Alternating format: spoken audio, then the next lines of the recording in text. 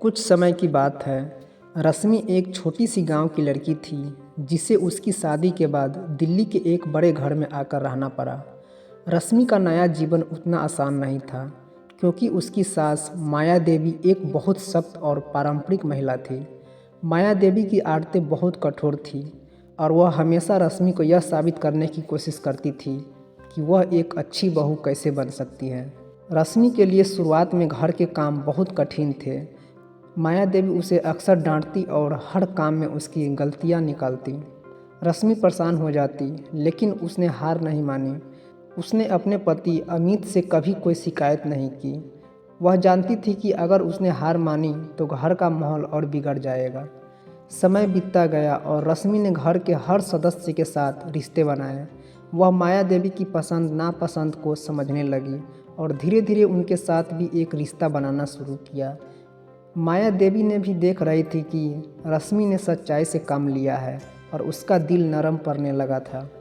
एक दिन माया देवी को अचानक सर्दी जुकाम हो गया और उन्हें बिस्तर पर आराम करना पड़ा।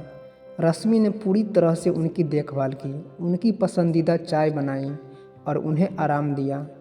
इस दौरान माया देवी का दिल बदलने लगा। उन्होंने रश्मि से कहा, तुमने मुझे इतना प्यार दिया, मैं समझ नहीं पाई थी कि तुम कितनी मेहनत करती हो। इसी दिन के बाद माया देवी ने रश्मि को अपनाया और दोनों को रिश्ते में सच्चा प्यार और समझ आ गई। अब दोनों एक दूसरे की मदद करती और घर का माहौल बहुत खुशहाल हो गया था।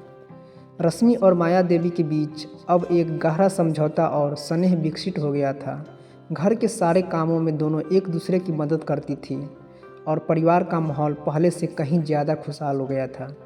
रश्मि को अपनी माया देवी की शक्ति और पारंपरिक आदतों को समझने में आसानी हो गई थी और माया देवी भी यह समझने लगी थी कि रश्मि एक समझदार और संवेदनशील बहू है जो अपने घर और परिवार के लिए सच्चे मन से काम करती है। एक दिन माया देवी ने रश्मि से कहा कि तुमने मुझे सिखाया कि प्यार और देखभाल से कोई भी रिश्ता मजबूत बन सकता है। अब मैं चाहती हूँ कि तुम घर की सारी जिम्मेदारी संभालो।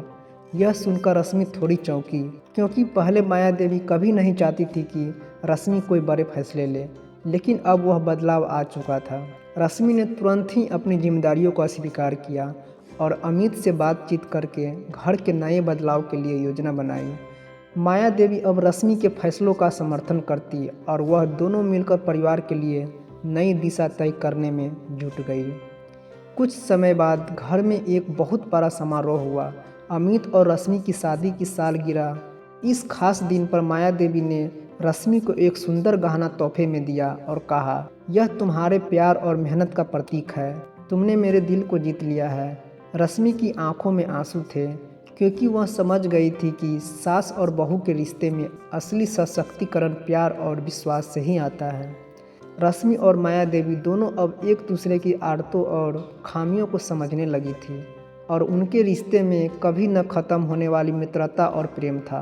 दोनों ने मिलकर घर को और भी खूबसूरत बना दी और इस बार उन्होंने हर त्यौहार और ख़ास मौके को एक साथ मनाया। अब घर में कोई तनाव नहीं था और रश्मि को पूरी तरह से स्वीकार किया गया था।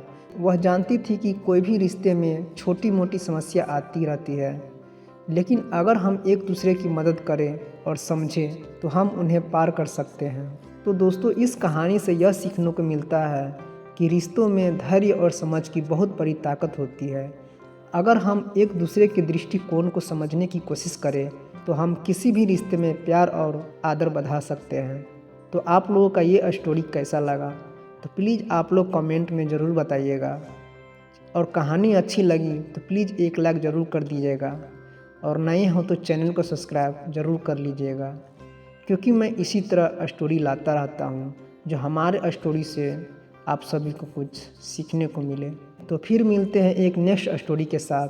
तब तक के लिए आप सभी को धन्यवाद।